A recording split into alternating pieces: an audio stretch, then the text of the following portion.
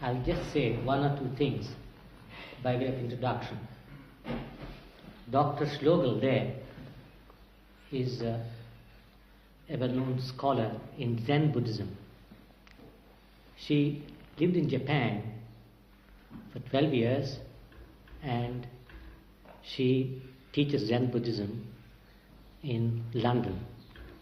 She was also the librarian of the Buddhist Society till very recently, and many people know her because many people have been her students. Little louder. Yes. We have been wanting to arrange this dialogue with Krishnaji from last year. It was not possible.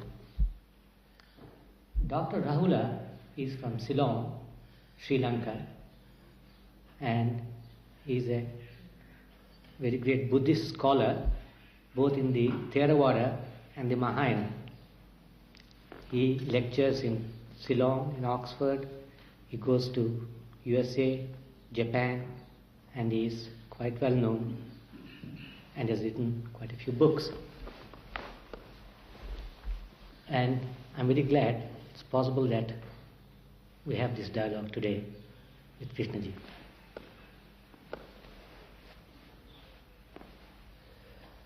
Probably you all know Dr. Bohm and myself, so we don't need introduction.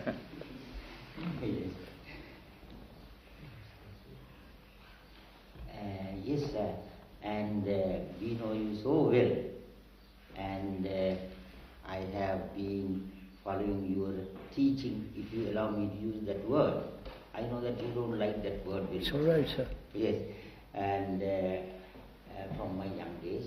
And I have read most of your books with great interest, deep interest.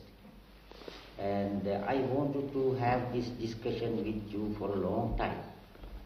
And I am very happy, very pleased that we got this opportunity today. Thanks to Mr. Narayan for arranging all this. I must say that as I have followed your teachings, your books for many years, I must say that for a person who knows Buddha's teaching sufficiently well, your teaching is quite familiar. And for a person like that, it is not a new thing, it is quite familiar. And what the Buddha taught 2,500 years ago, you teach today in a new idiom, new style, and you put his teaching into a new garb. And that is what I feel always when I read your books. And I have written very often, I haven't got the books here, practically most of your books are with me. And when I read your books, very often I write on the margin, compare such and such a teaching of the Buddha. Sometimes I even quote the verse and chapter and verse of the text. And not only Buddha's teaching, the original ancient teaching, but even later Buddhist philosophers' ideas, I will discuss with you later. Even those things you say practically exactly the same. I was surprised how you got these things so well and so beautifully. And to begin with, I want to mention very briefly few points which are common between Buddha's teaching and your teaching. And for instance, Buddha did not accept God who created the world and who rules this world and rewards and punishments people for their actions. You also don't accept that idea, I believe. Then Buddha did not accept the old Vedic Brahmanic idea of eternal, permanent, everlasting, unchanging soul, Atma. They denied it. And you also, I think, don't accept that soul, that kind of soul.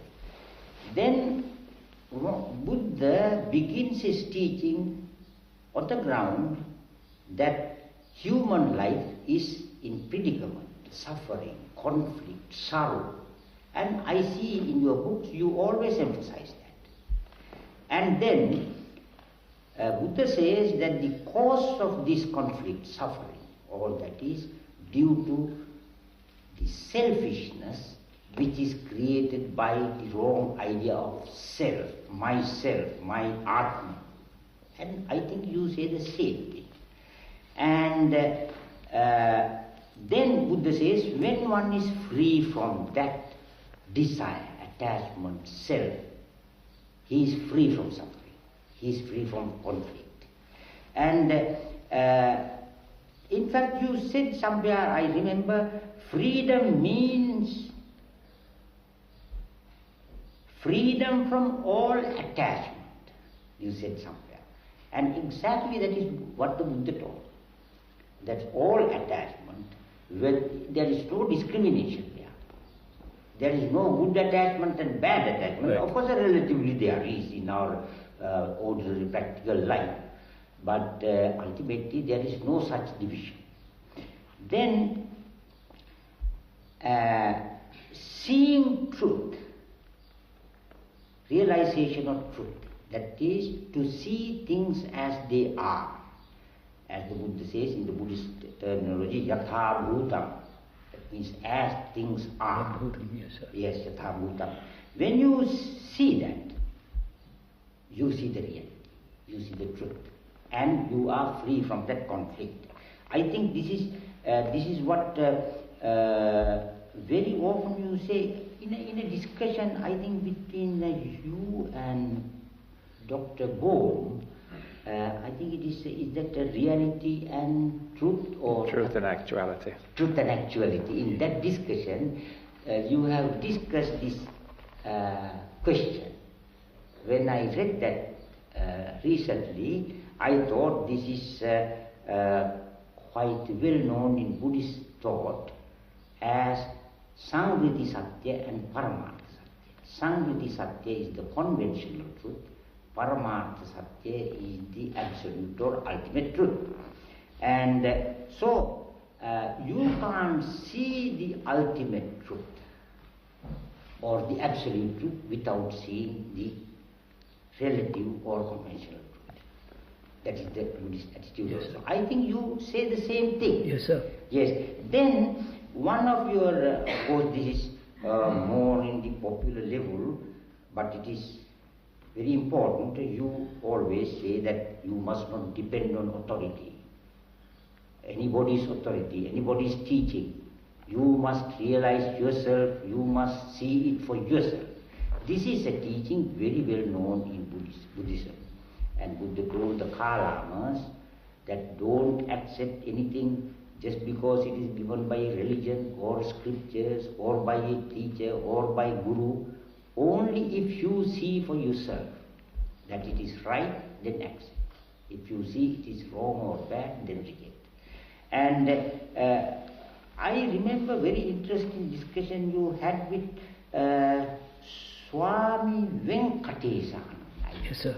Yes, his point was very much that old idea of guru, importance of guru. But you always said, what can he do? It is your job, your business to do it. Guru can't save you. This is exactly the Buddhist attitude, that you should not accept authority. And after reading, I listened to that also. A friend of mine played that record, the tape. Later on I read in the, I think the book, your book... The Awakening of Intelligence. Awakening of Intelligence, okay. The whole thing. After reading, at the end I wrote, as from the text, Buddha has said this in two, whole this discussion is summarized by the Buddha in 2 lines in the Dhammapada.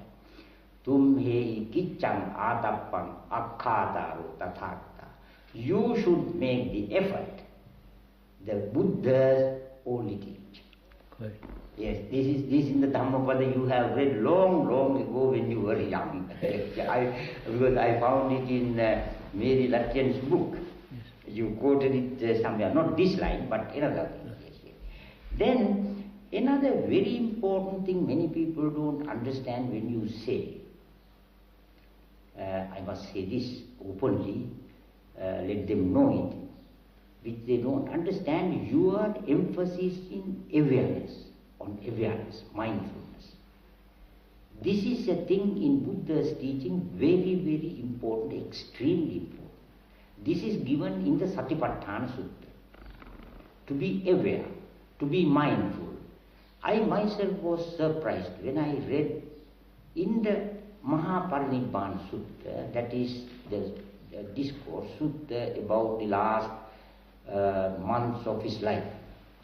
At every point, wherever he stopped and talked to his disciples, he said, always be aware. Cultivate awareness, mindfulness. It is called Satipatthana, that means really presence of awareness, presence of mindfulness. This also is one of your very strong points in your teaching, which I appreciate very much and follow. Then another interesting thing, your emphasis always on impermanent suffering, impermanence. This is one of the fundamental things in Buddha's teaching. Everything is impermanent. There is nothing permanent. And in one place you say exactly freedom, I think it is in the book Freedom from the Unknown I have, to discover nothing is permanent is of tremendous importance, for only then is the mind free. That is exactly in the Four Noble Truths of the Buddha, that when you see that. Then another very interesting small point I want to mention, how your teaching and the Buddha's teaching go together without any conflict. I think in one place, in one Freedom from the Known, in that book, you say, control and outward discipline are not the way, nor has undisciplined life any value. When I read this, I wrote there also on the margin. Buddha told a Brahmin asked the Buddha, how did you attain to these heights of spiritual and intellectual height? By what precepts? By what discipline? By what knowledge did you attain? Buddha said, not by knowledge, not by discipline, not by precepts, not by works, nor without them. That is the important thing. He said, not by these things, but not without them also. Exactly what you say, you condemn this slavery to discipline, but without discipline, life has no value. That is exactly in Zen, which is Buddhism after all. There is nothing called Zen Buddhism. Zen is Buddhism. Yes. In Zen, the discipline, this attachment and slavery, that is very much condemned. But there is no Buddhist sect in the world, I think, where discipline is so much emphasized. I think Dr. Schloegl will say about this later. Therefore, all these things, we have many other things to talk, but to begin with, I want to say that these things, these fundamental things, are quite in agreement, and there is no conflict between you and the Buddha. Of course, you are not a Buddhist, as you say. No, and I myself don't know what am I. That it does not matter. But your teaching and the Buddha's teaching, there is hardly a conflict. Only you say the same thing in a fascinating way for the man today, for the modern man. And now I would like to know what you think about all this. May I say, sir, with due respect, why you compare? No, this is because when I read your books, as a Buddhist scholar, as one who has studied Buddhist texts, I always see it's the same thing. Yes, sir. But if I may ask,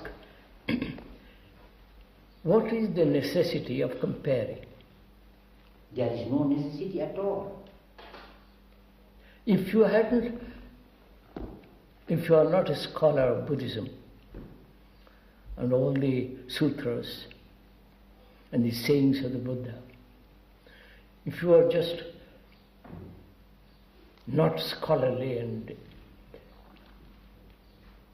gone very deeply into Buddhism, how would it strike you reading this without the background of all that? That I can't tell you, because I was never without that background. So that I'm just... It is a condition. You are putting... It is a condition. We are all conditioned. That's right, sir. Yes, therefore I can't answer that question.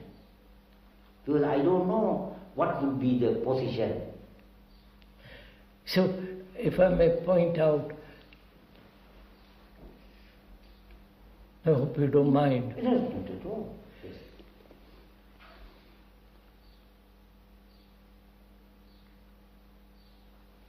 Does knowledge condition human beings? Knowledge of scriptures, knowledge of what saints have said, and so on, so on, so on, the whole gamut of so-called sacred books. Does that help man at all? It certainly, scriptures and all our knowledge condition. There is no doubt. It conditions. It is conditioning. But I should say that knowledge is not absolutely unnecessary. Absolutely. Not unnecessary. And it is just like this. Buddha has pointed out this very clearly. You want to cross the river. There is no bridge, but you make a boat for yourself and you cross with the help of the boat. Going to the other shore, if you think, oh, this boat has been very useful to me, very helpful to me, I can't leave it here, I will carry it, and you put it on your shoulder. And he asked the bhikkhus, is that man acting rightly? He said, no. Then, what you should do is, you say, of course this boat was very helpful to me, but I have crossed. Now it is no more useful to me, and I leave it here for somebody else to leave. That is the attitude for knowledge and learn. Buddha says, even the teaching, not only that, even the virtues, so-called virtues, moral virtues, are also like the boat. And they have a relative value and conditioned value. I would like to question. Yeah.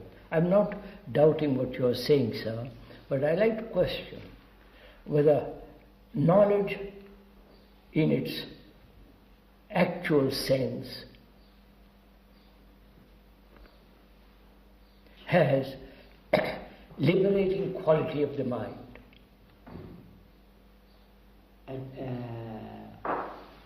I don't think knowledge can liberate. Has the quality, sir. Knowledge can't, but the quality that you derive from knowledge, the strength, the sense of capacity, the sense of value, the feeling that you know, the weight of knowledge. Doesn't that strengthen the self? Certainly. So, will knowledge actually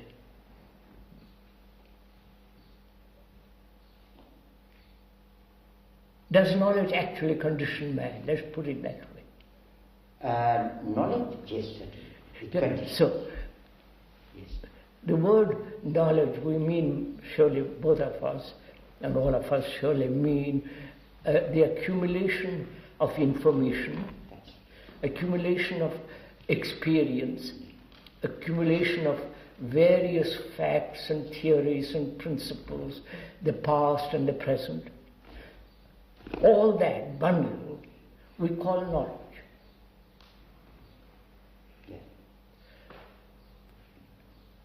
Does then the past help? Because knowledge is the past. All that past, all that knowledge disappears the moment you see the truth. No, can a mind that's burdened with knowledge see truth? Of course, if the mind is burdened and clouded and covered with knowledge, in that condition, so it is. Generally, it is. Most minds are filled and crippled with knowledge. I'm using the word cripple in the sense that weighed down. Yes. Can such a mind perceive what is true? Or must it be free from knowledge?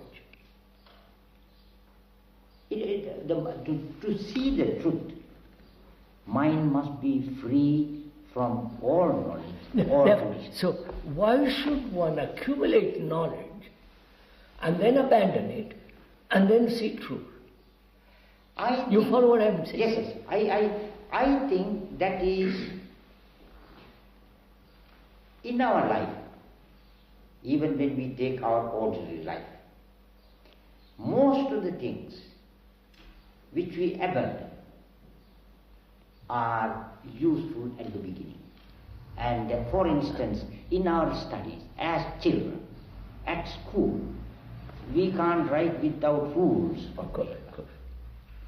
But today I can't write on ruled paper. No. But if I, at that stage... Wait a minute, sir. I agree. I agree. When you're at school, college and university, we need lines. Lines to write. Yes. And all the rest of it. But does not the beginning matter enormously? I beg your pardon? Does not a beginning Yes. matter enormously, which might condition as he grows up? You understand what I'm trying to... I don't know if I'm making myself clear. No. Does freedom lie at the end or at the beginning? It has no beginning nor end. No, therefore,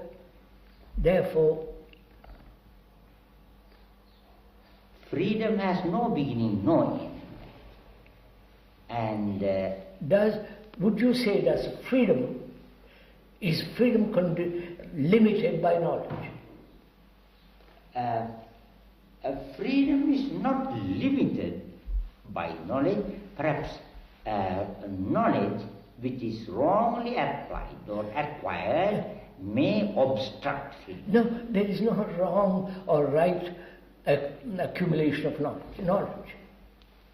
I may do certain ugly things and repent or carry on with those ugly things, which again is part of my knowledge. Yes. So I'm asking if knowledge leads to freedom. As you say, discipline is necessary at the beginning. That's right. That's right. And as you grow older, mature, acquire capacities and so on, that discipline, has it not conditioned the mind so that it can never abandon discipline in the usual sense of that word. Yes, I fully quite understand. You agree that discipline at the beginning, at a certain level, is necessary. I question that. When I say I question it, I don't mean I doubt it or it's not necessary, but I question it in order to inquire.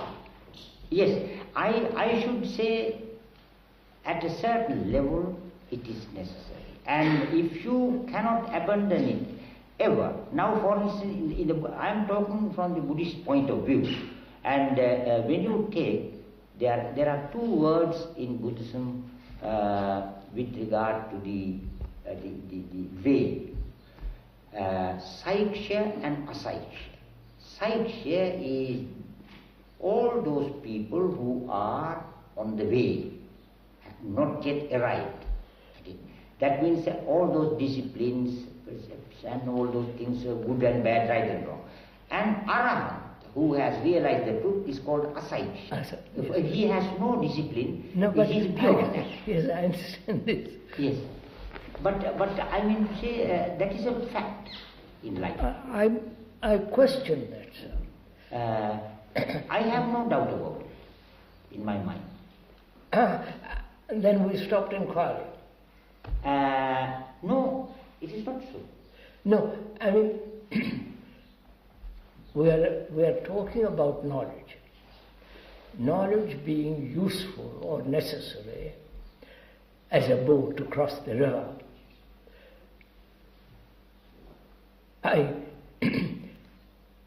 I want to inquire into that fact or into that simile, whether it is the truth.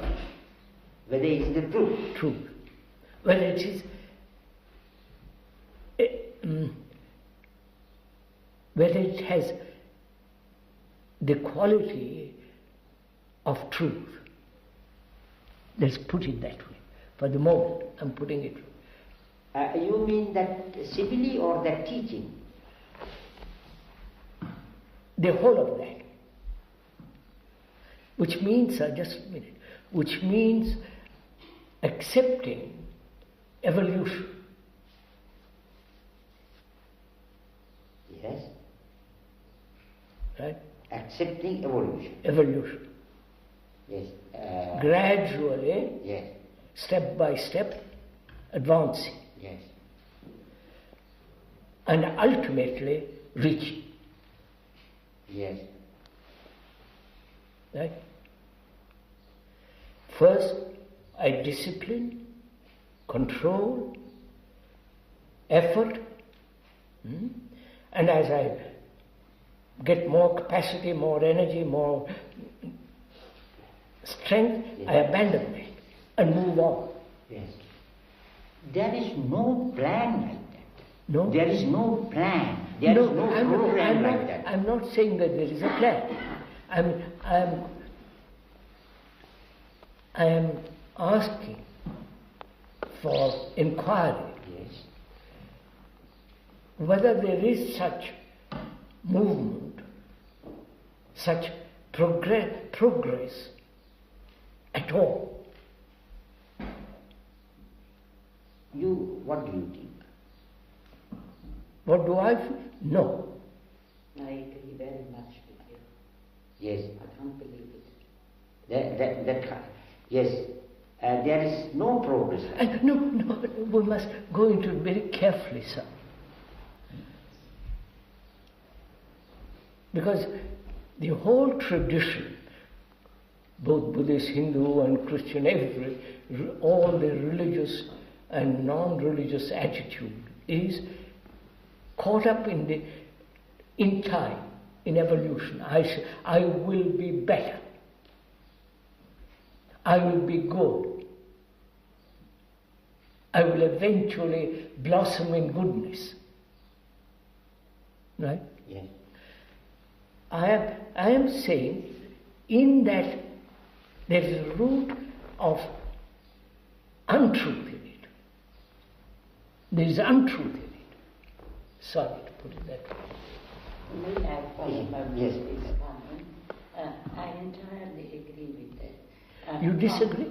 Entirely agree. Agree. For the very good reason that ever since human beings have existed as far as we know, we have always known in our different contexts that we should be good. If it would be possible to progress by something like this, we would not be the human beings that we are nowadays. We would all have progressed sufficiently. Have we progressed at all? That is precisely, we have not progressed, if at all, very little. We may have progressed technologically, yes, scientifically, hygienic and all the rest of it. But psychologically, inwardly, we are not what we were 10,000 years ago or more. And so the fact that we know that we should do good and have evolved so many systems of how to do it has not managed to help us to become precisely that. And there is as I see it, there is a specific obstacle in all of us. And it is this obstacle that needs, because we do, quite honestly, from our very heart, most of us want to be good. But most of us do not bring it off. No, but I was was like working through, which seems to me at stake. You see, we have accepted evolution. Biologically, there is evolution, and we have transferred that biological fact into psychological existence. Thinking psychologically, we will evolve. I don't think that is the attitude. No. That is But that's what it means. No. When you say gradually. No, I don't say gradually. I don't say that. That realization of truth, attainment of truth, yes, or seeing the truth, yes, is a thing without a plan, without a scheme. Is out of time. Out of time. No. Out of time. Out of time. Yes, exactly, out of time. Which means then, my mind, which has evolved through centuries, millennia, which is conditioned by time, which is evolution, yes, which is the acquiring of knowledge, more, yes, will reveal the extraordinary truth. It is not that knowledge which will reveal. Therefore, why should I accumulate knowledge? But how can you avoid it? Psychologically avoid it, not technologically. Yes, even psychologically, how can you do that? That's a different matter. Yes, how can you do? Because you are conditioned. No, we are wait all a minute, conditioned. Wait a minute, let's go into a little more. Am I all right, sir? Fine.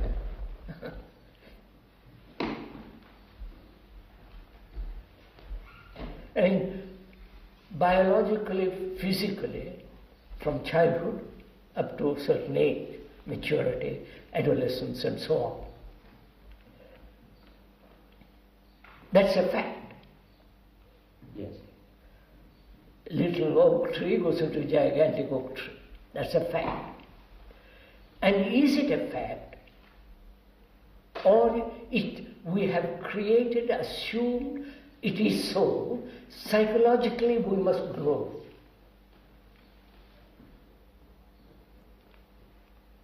Which is, psychologically, eventually, I will achieve truth. Or truth will take place.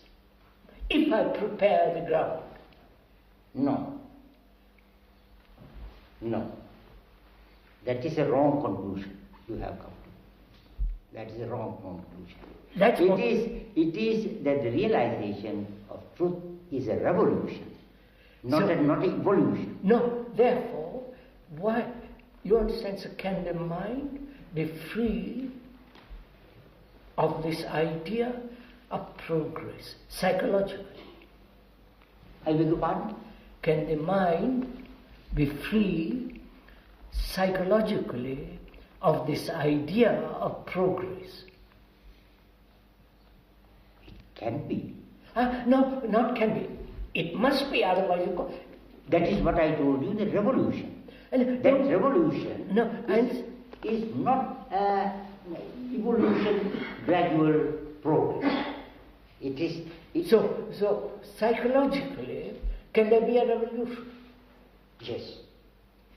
Yes, certainly. Which means what? No time. There's no time. But all the religions, all the scriptures, whether it's Islam, whatever it is, have maintained you must go through certain systems. But not Buddhism. No, wait a minute, I wouldn't even call Buddhism. I don't know, I've never read except when I was a boy about, but it's gone out of my mind. But when you say eventually you must discipline first and let go that discipline, No, I don't say that. No, I don't postulate like that. And nor did Buddha postulate. Then please, I may be mistaken. How do you consider? I asked you, how do you proceed? Proceed with what? The realization of truth. How do you do that? Tell me. That's a different matter. Yes, tell me how do you do that? That's quite a different matter. Yes. I mean, just not like that. What I say is that we are conditioned. Nobody can avoid that, however much he tries. And the revolution is to see that you are conditioned. So, all right, let's the moment you see that, it has no time, all right. And it is entire evolution, and that's the truth. Suppose one is conditioned in the pattern of evolution. I have been, I am, I shall be. That's evolution. No? Yes. You understand? I was ugly yesterday, but today I'm learning about that ugliness and freeing myself, and tomorrow I'll be free of it. Right? That is our whole attitude, psychological structure of our being. This is everyday fact. No? If you see that... we see that, right? No. You see, understanding is one thing. Intellectually, verbally. No, I'm not talking either intellectually or verbally. This is a fact. I will try to be good.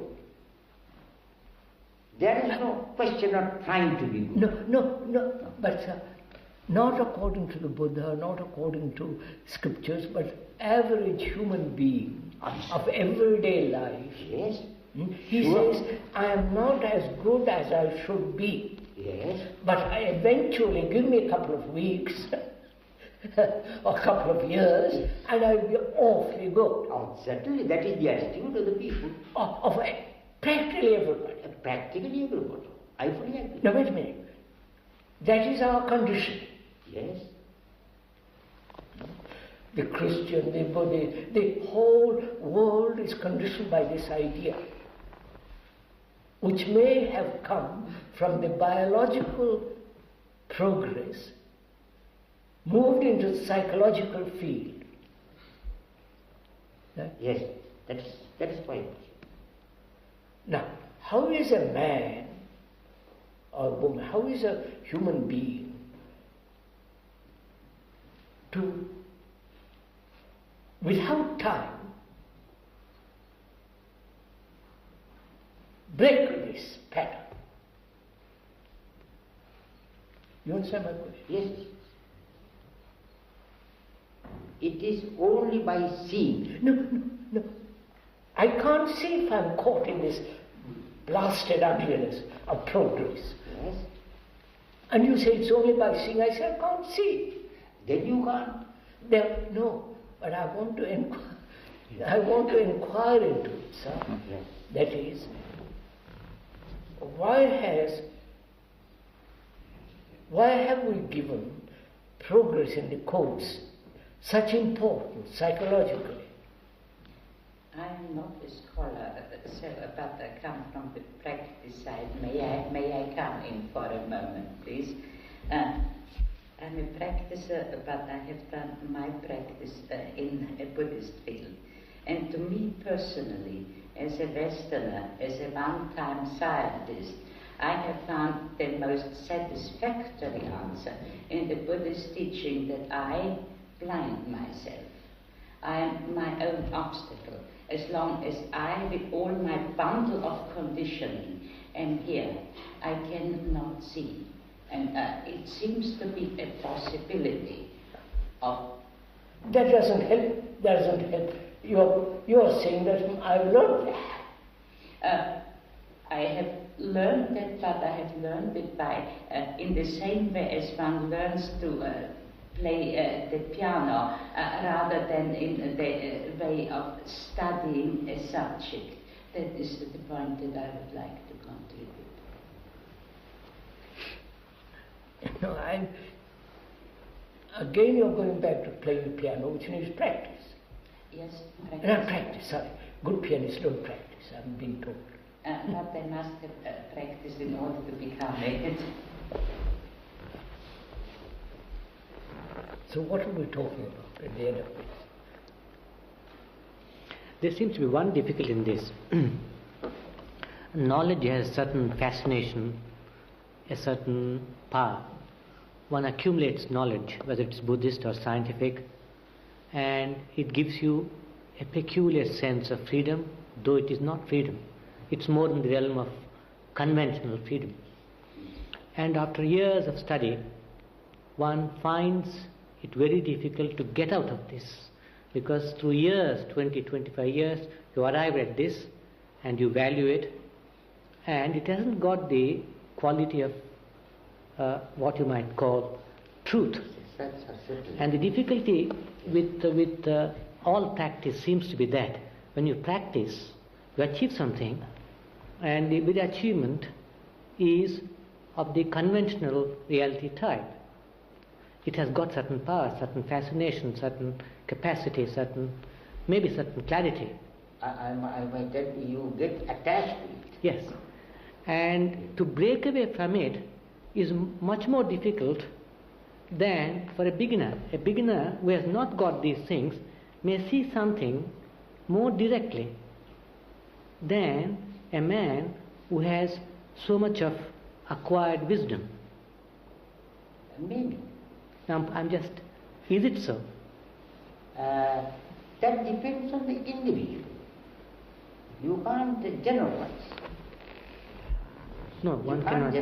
Yes. One can, sir, if I may point out, one can generalize as a principle. As a principle, in which way? I mean, let's come back to it.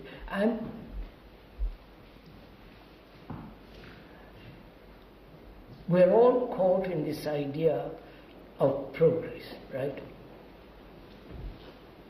Attainment. Let us come to an agreement on that point, that the humanity accepts as a fact. Yeah. Progress is a gradual evolutionary matter. Yes. So, as you said, biologically they accept it and prove, so they apply the same theory to psychological. Yeah. That I fully agree, it is the humanity's position. But so I say, is that the truth?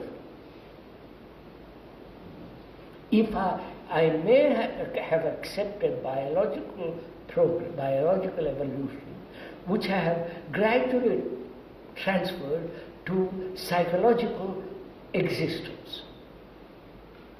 Now, I say, is that the truth? Yes. Now I see your question. I don't think it is true. Therefore, just a minute, therefore, I abandon the whole idea of discipline. When you see that... No. No, I should say that there is no question of abandoning. What? If you abandon it consciously... No, sir, just a minute. I see what human beings have done, which is move from the biological to the psychological. And there they have invented this idea that eventually you will come to Godhead, or evolution, enlightenment, and reach Brahman, reach whatever it is, Nirvana, and paradise, or hell also. Yes.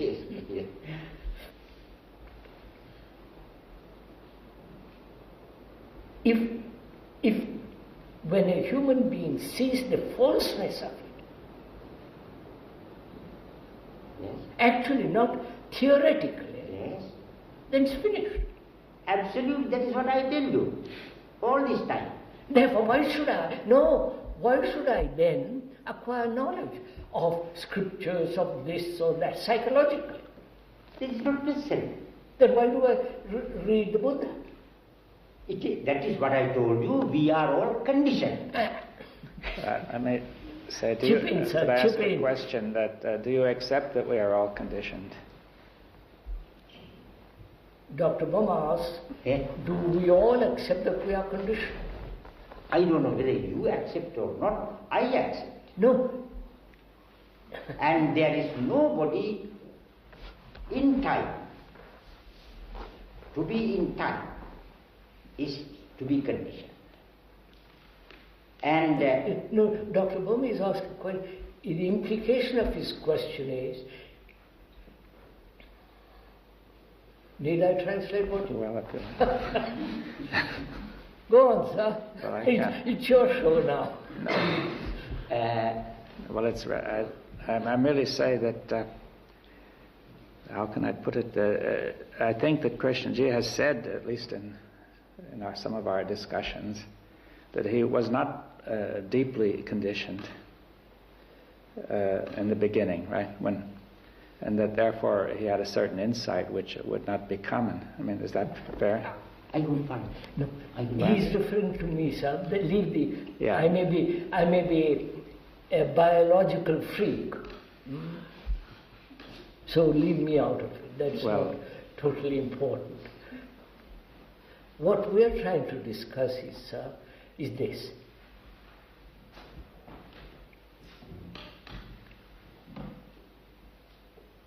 That psychologically, can we admit the truth that there is no movement forward? The truth of it, not the idea of it. Yes. You understand what I said, sir? I understand. The truth of it, not I accept the idea of it. The idea is not the truth. Yes.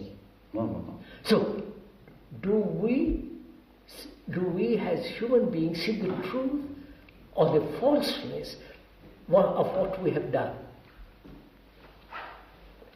You mean human beings generally? The whole world.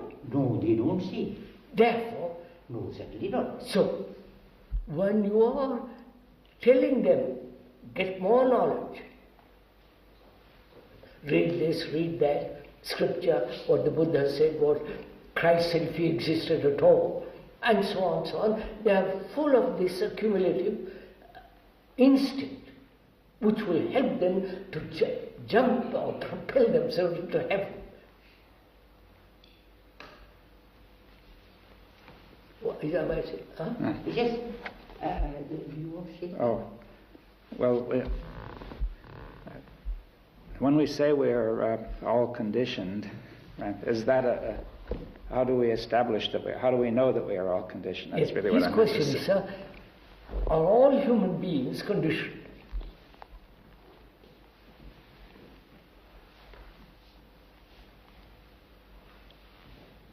That is a very complicated question. As long as our society is concerned, all are conditioned. There can't be anybody who is not conditioned, because it is within time. But What we are talking is the realization truth, which has no time and which is unconditioned. That you can't say it is the human being as you take humanity. No, but I really wanted to emphasize that if we say we are all conditioned, there could be two ways. You see, one way would be to look accumulating knowledge about our conditioning, right? To say that we observe the common human experience, and we can look at people and see that they are generally conditioned, right? And the other way would be to say, do we directly see, in a more direct way, that we are all conditioned? That's really what I was trying to drive at. That, of course, I should say, there are people who see that. But does that, sir, help in this matter? I mean, well, there may be or there may not. Yeah, but Kilo, sir. I mean, see, the only point I was trying to make was that if we say we are all conditioned, then I think that there's nothing else to do but some kind of disciplined or gradual approach. That is, you begin with your conditioning and... not necessarily, I don't see that. Well, let's try to pursue it. I mean, that's the way I take your question, the implication of his question, I mean, Dr. Rahula's question, that if we begin all conditioned... Which we are. Which we are, then what can we do for the next step? There is nothing called next step. Right, well, how can we be sure, how can we be free of the conditioning as we do whatever we do? The freedom from conditioning is to see. Well, same question, how do we see? That of course, many people have tried various ways. No, of saying. No, there are no various ways. The moment you say a way, you've already conditioned it. That is what I say. All that is finished. That is what I say. And you are also conditioning by your talk. But sir, I don't... But what I say is your talks, your lectures and teachings also are conditioning. Trying to uncondition the mind is also conditioning. I question that statement. Whether what we are talking about conditions the mind. Yes, condition of mind, yes. Mind being the brain, the thought, the feelings, the whole human psychological existence. Yes. Whether what K is talking about conditions the mind. I doubt, I question it. I think we are, if I may say, we are going off from the central issue. Yes. And the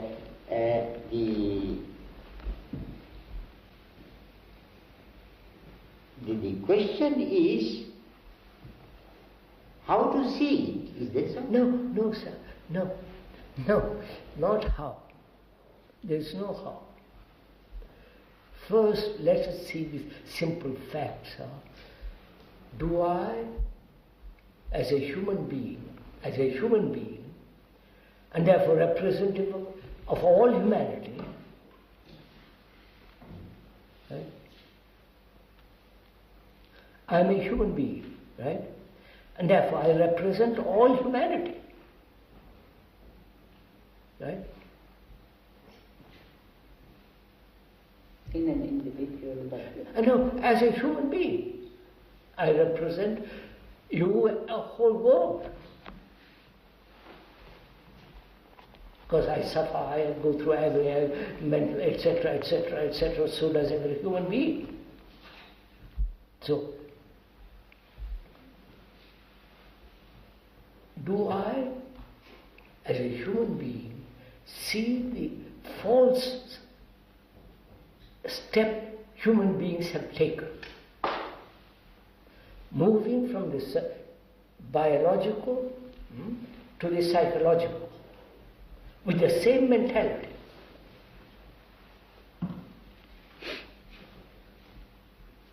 There, progress from the little to the big and so on and so on, from the wheel to the jet.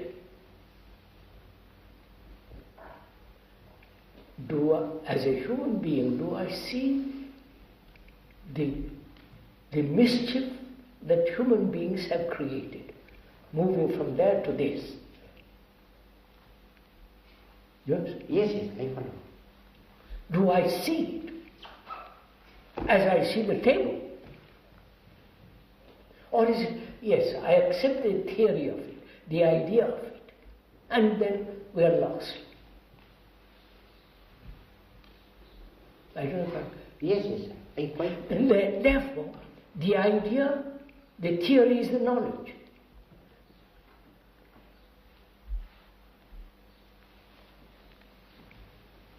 If I see it as I see this paper, then it is not the theory anymore. It's a fact. But the moment you move away from the fact, it becomes idea, knowledge, and pursuit of it. And has further and further pictures. Further away from the fact. Mm-hmm. I don't know if I'm making myself clear. Yes, quite so. Yes, that is so. What is? Human beings move away.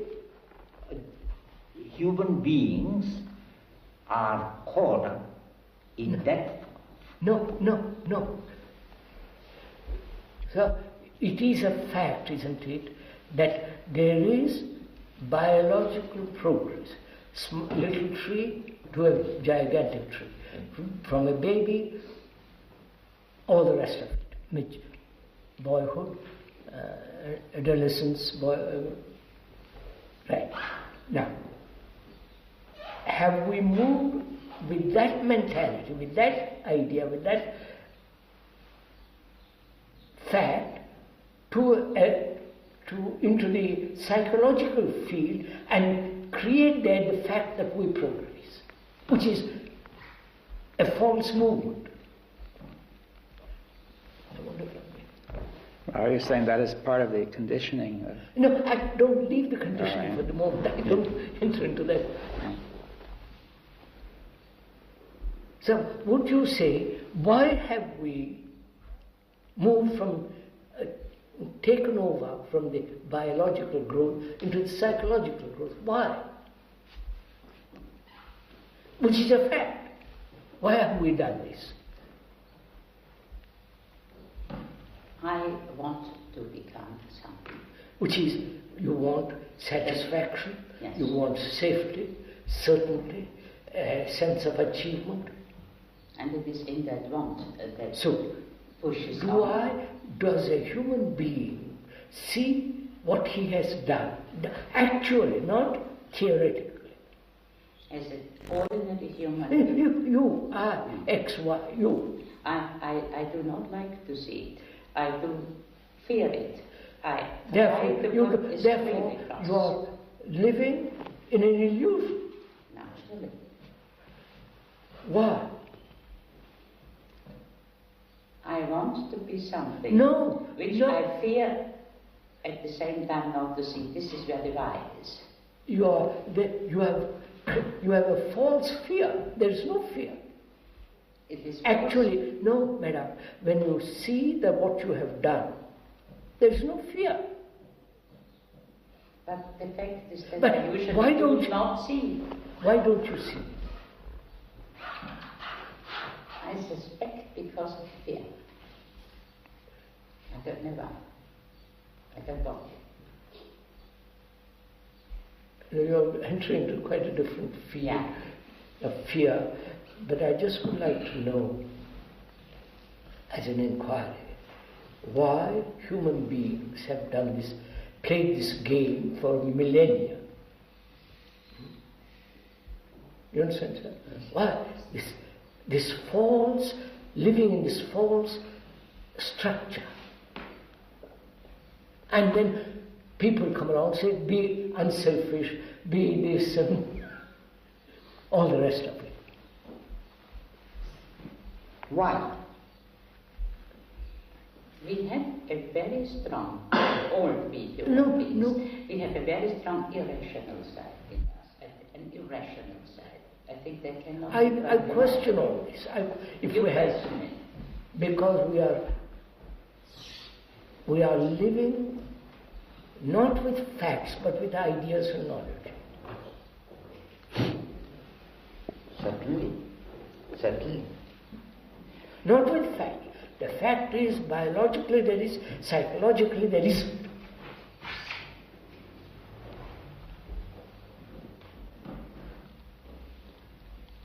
And so we give importance to knowledge, ideas, theories, philosophy, and all the rest of it.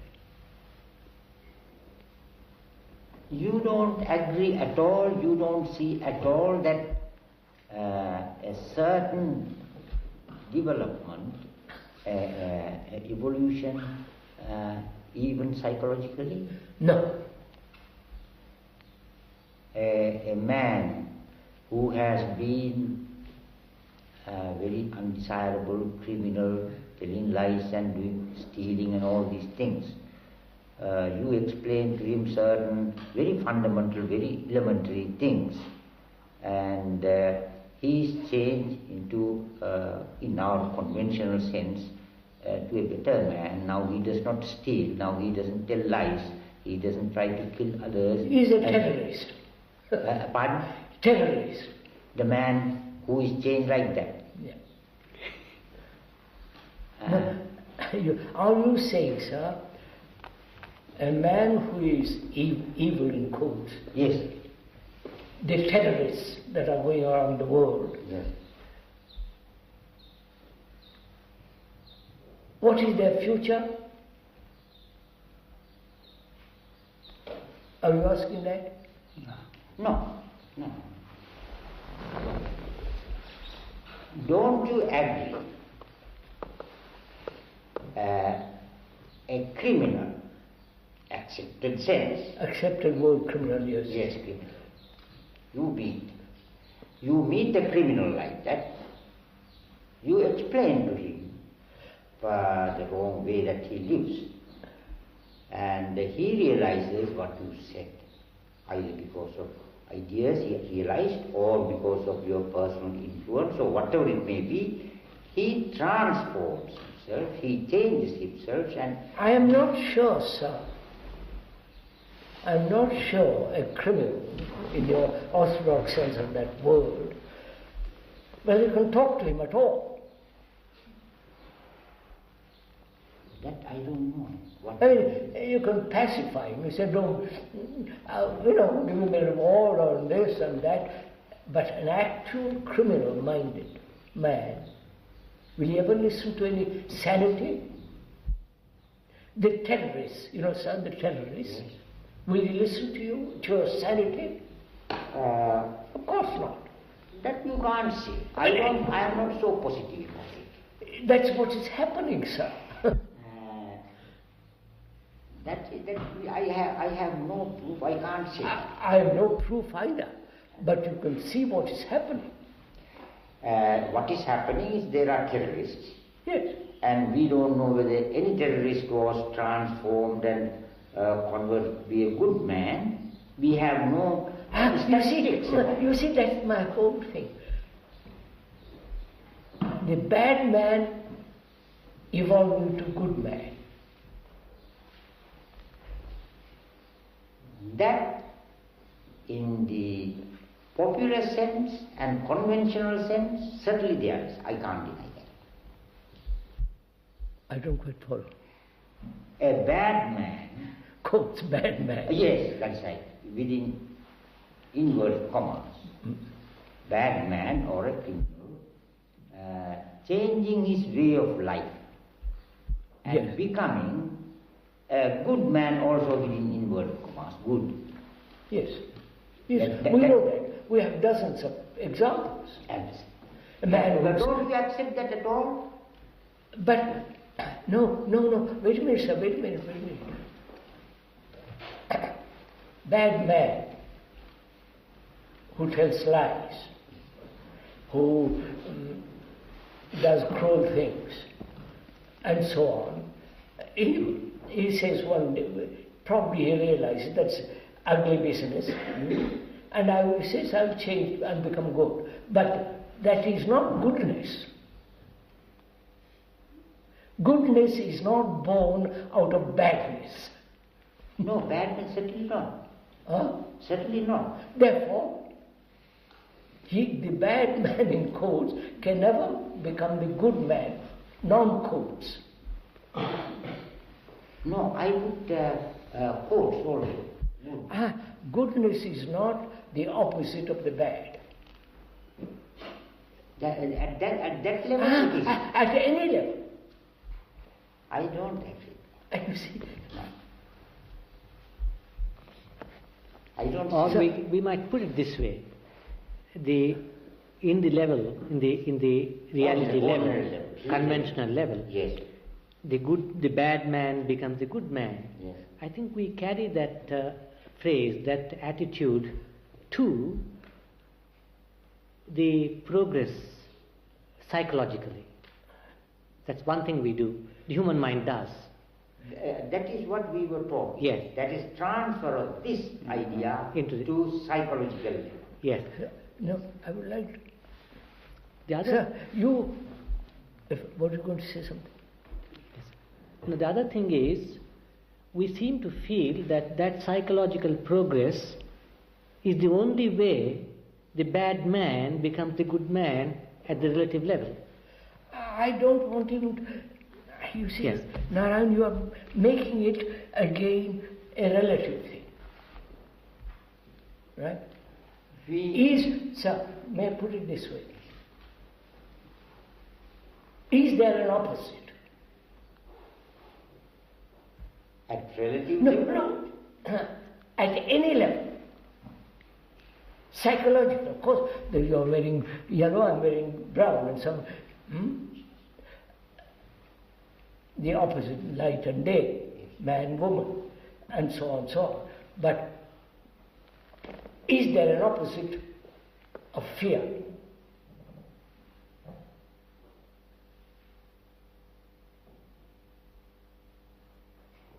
Is there an opposite of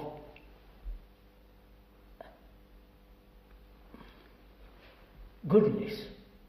Is there an opposite? Is love opposite of hate? Yes, if you ask me. In opposite, Yes, that's which right. means duality. Yes, certainly. I would say this way. We are talking in dualistic terms. All language Is dualistic. language is dualistic as Yes, it is. you Yes, can't sir. talk, I can't talk without dualistic. Yes, sir. Comparing, judging. Yes. But I'm not talking at.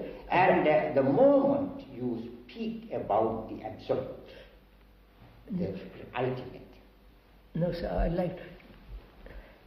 when we talk good and bad, we are talking in the dualistic level. No, that's why I want to move on. You can't talk about the absolute No, good or bad. no. There is nothing called absolute good or bad. No, sir. Is courage the opposite? What is the opposite of courage? Of fear. Fear. Is courage the opposite of fear? That is, if fear is non-existent, is it courage? Or it is something totally different? Something perfectly different. Therefore, it's not the opposite. Goodness is never the opposite of bad. So, what are we talking about when we say I will move, change from my conditioning, which is bad, to freedom from condition, which is good?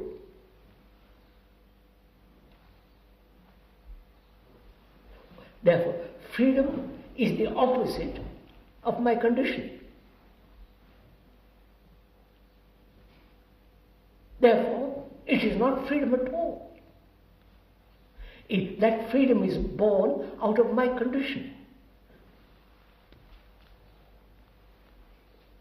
because I am caught in this prison and I want to be free. It's a reaction to the prison, which is not freedom.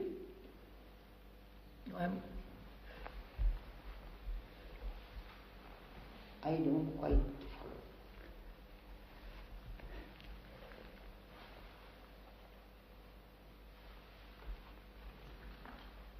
So could we consider for a minute, is love the opposite of hate?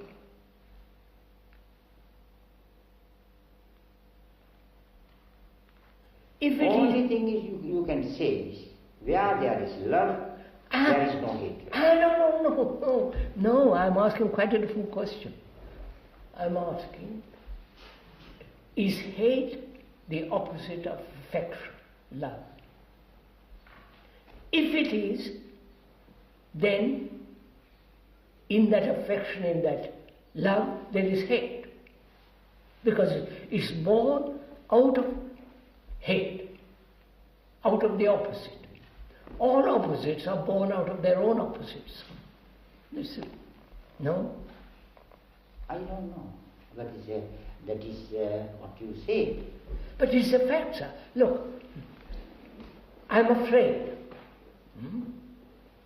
And I cultivate courage in order to put away fear.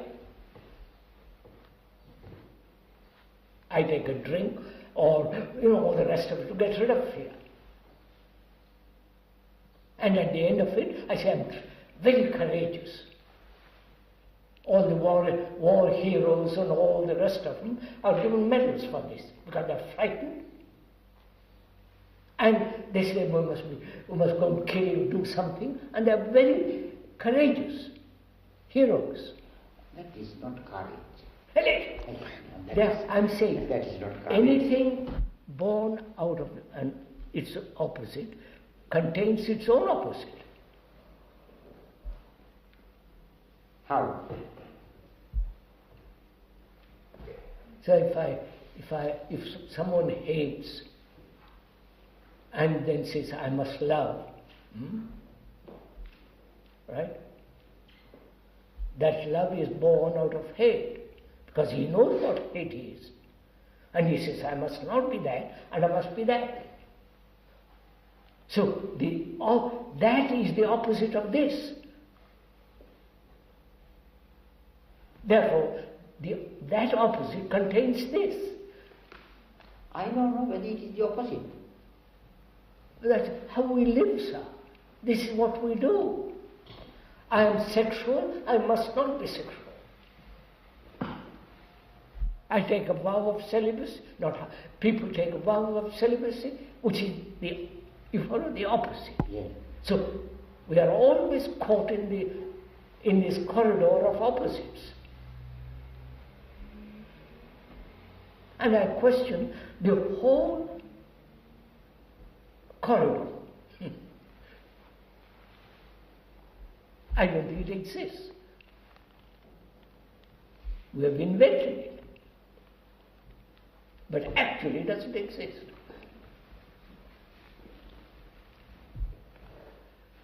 I mean, please, this is explanation, don't accept anything, sir.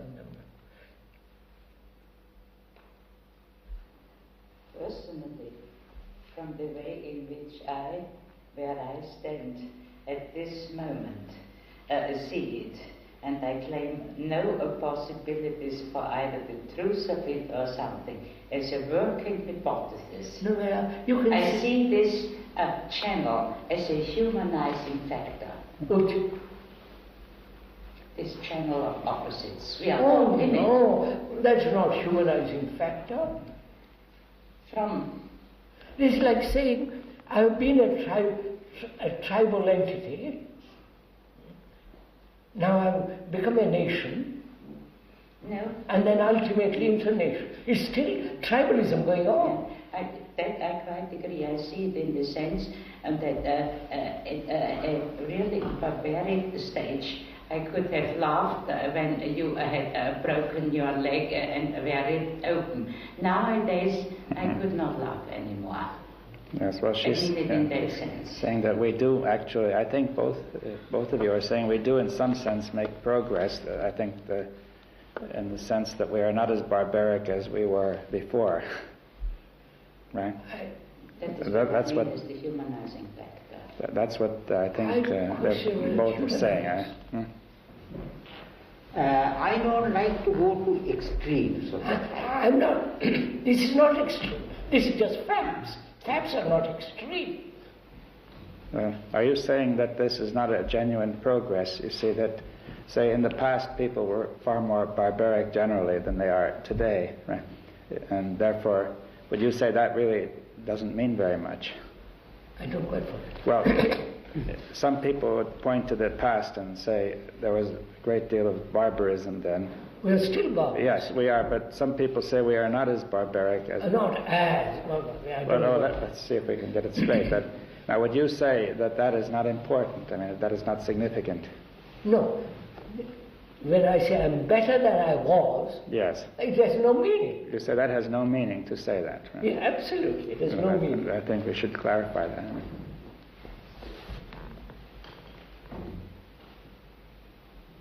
In the relative dualistic sense, I don't accept that. I can't see that. But in the absolute, ultimate sense, there is nothing like that. No, not ultimately. I won't even accept that word ultimately. I see how the opposite is born in everyday life, not ultimately.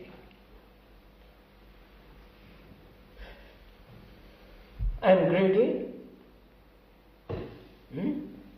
That's a fact. I try to become non-greedy, which is non-fact.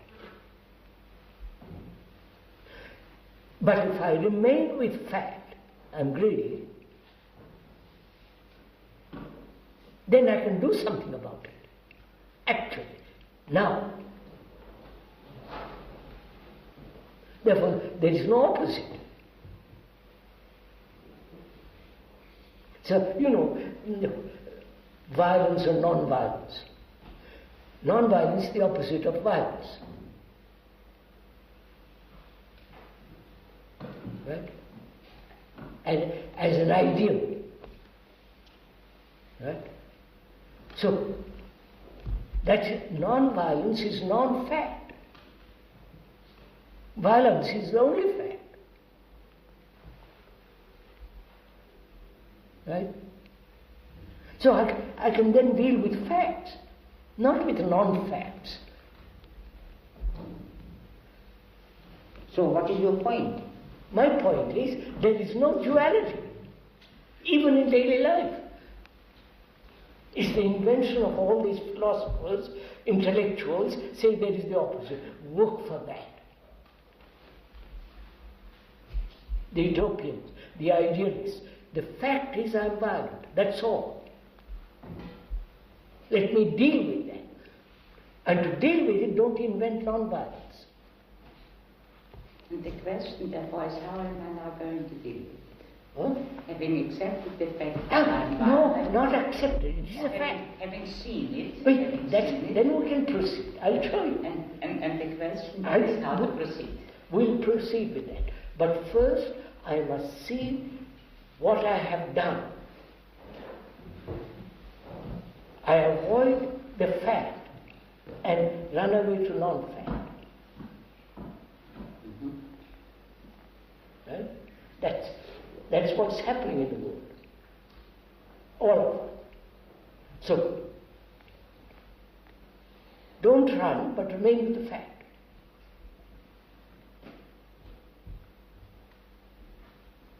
Can you do it? It's part of our training. Huh? That is part of the training I'm sorry, I won't accept the word training. Well, it is precisely this, can you do it? I say, of course you can do it. And one does it, though one very often does not like doing it. No. It's like seeing something dangerous, and you say, it's dangerous, I won't go near it. running away from the fact is dangerous. Finish. You don't run. That doesn't mean you train, you practice not to run. You don't run. I think the gurus have invented this running, the philosophers. Sorry. There is no running. That is an entirely different. It is a wrong way of putting it. No, sir. No. No, I'm not putting it. You can't run away. I'm saying, look. If you see it, there is no running away. I'm saying, don't run. That's what I'm Then you see. Yes. No. Don't run. Then you see. But we say, I can't see because I'm caught in that.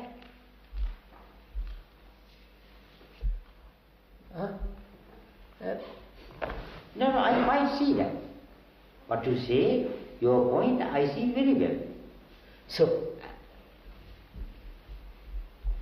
there is no duality. Where? Now, in daily life. Not ultimately. What is duality?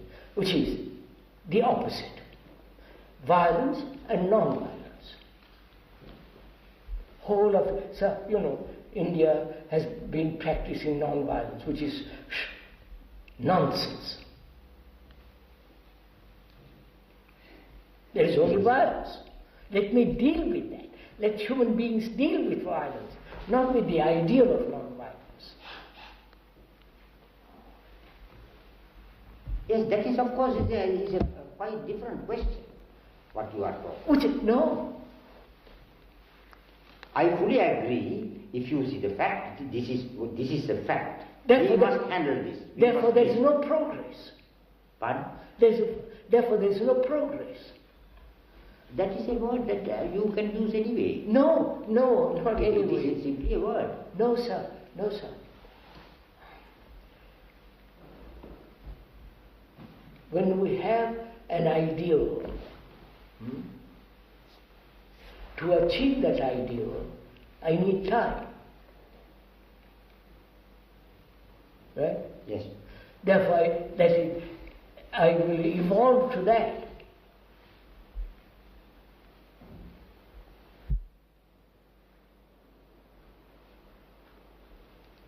So no ideals.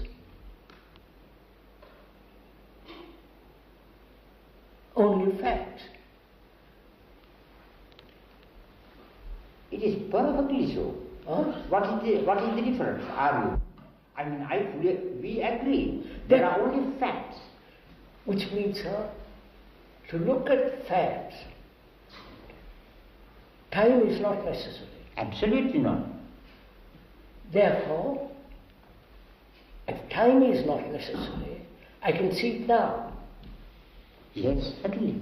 You can see it now. Yes. Why don't you? Why don't you? That is another question. No. Yes. No, not another question. So if you take it seriously that time is not necessary, right? Yes. Then right now one could perhaps clear up the whole thing. Yes, that does not mean whole humanity will do it. There are people who can do it. No, if I can see it, you can see it. I don't think so. I don't agree with you. No, it's not a question of agreement, sir. I'm not trying to argue about this matter, so there's no agreement or disagreement. But when we have ideals away from facts, time is necessary to get there. Progress is necessary. I must acknowledge progress. All that comes in. Right? So, can you abandon ideals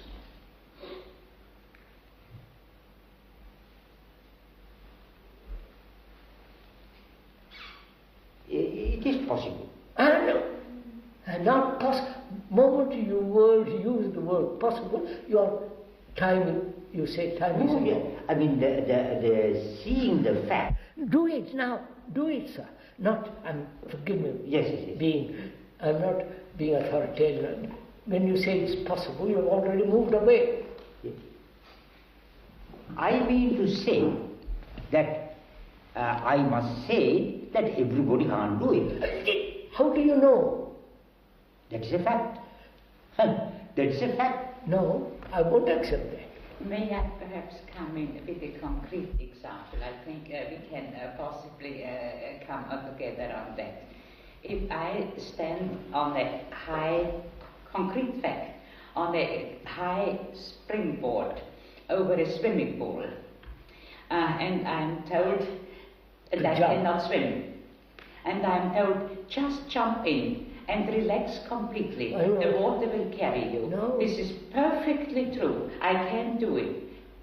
There is nothing that prevents me except that I'm frightened in doing it. Yes. Or you may, that is, I think, the point in question. Yes. And therefore, this is, I think, the question. Of course we can oversee. There's no difficulty. But it is this basic fear, which does not stand to reason, that makes us shy away.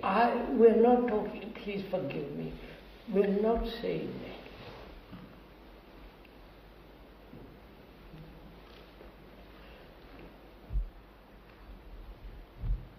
Why don't you, if one realizes that one is greedy, why do we invent non-greed? I wouldn't know, because it seems to me so obvious that if I'm greedy, then I am greedy. Now, why do we have the opposite? Why? All religions say must be greedy. All philosophers, if they are worth their salt, they say don't be greedy. Or something else. Or if you are greedy, you will not reach heaven. So they have always cultivated, through tradition, through saints, a whole big gamut of it, cultivated this idea, the opposite. Right?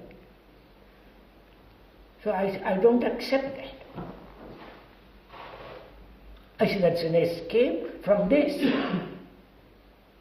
Which it is. Right? It is a halfway stage at best. It's an escape from this. Right? And it won't solve this problem. It hasn't solved. It hasn't. So, to deal with the problem, remove that. I can't have one foot there and one foot here. I must have both my feet here. And if both my feet are here? No. Simile. So I'm no opposite, which implies time, progress, practice, trial, becoming, the whole gamut of it. So I see, I'm greedy. Huh? So I see, I'm greedy. Now. Or I'm violent. Yeah, so what that requires, now we have to go into something entirely different. And then what?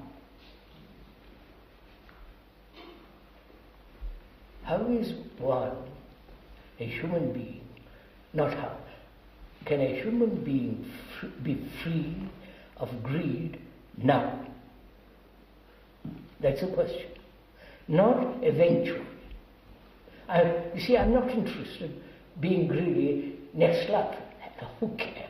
Or day after tomorrow. I'm not interested in it. I want to be free of sorrow, pain now. So I have no ideals at all. Right, sir? Then I have only this fact. I'm greedy. Now, do we go into that? What is greed? The very word is condemnatory. Right, sir? Right? The word has been in my mind for centuries, and that word, greed, immediately condemns the fact. Right? By saying I am greedy, I've already condemned it. Right? Now, can I look at that fact without the word, with all its intimation, with all its content, with its tradition?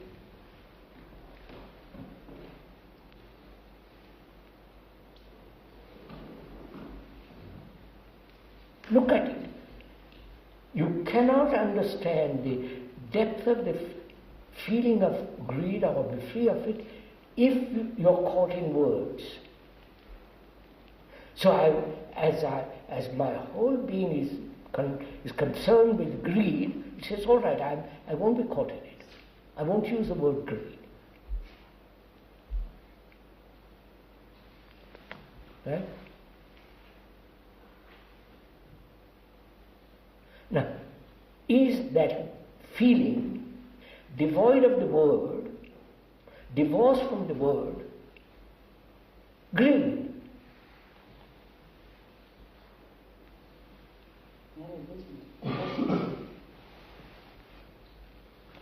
It has no word. No.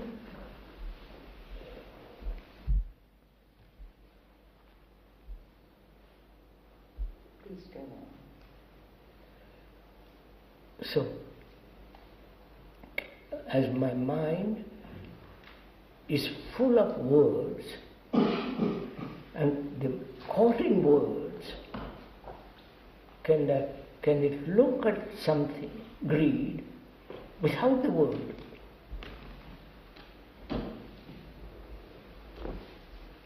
That is really seeing the fact.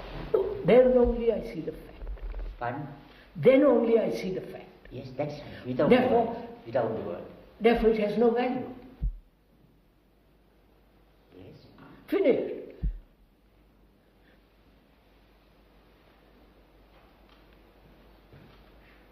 This is where the difficulty lies, sir. I want to be free of greed, because it's my blood, it's my tradition, it's my upbringing, education, everything, be free of that ugly thing. So, I am all the time making an effort to be free of that. Right? I am not educated, thank God, in those lines. So I say, all right, I've only a fact. The fact is I'm greedy. Right? I want to understand the nature and the structure of that word, of that feeling. What is it? What is the nature of that feeling? Is it a remembrance? Do you understand? If it is a remembrance, I am looking at it, the present greed, with past remembrances. The past remembrances have said condemn it.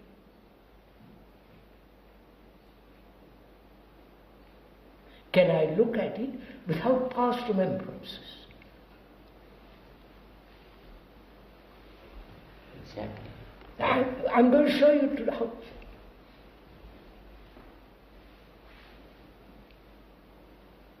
Right, sir? Yes, if you can see without, are you continuing? Yes. I'll go into a little more. Because if the past remembrance condemn this, and therefore strengthens this.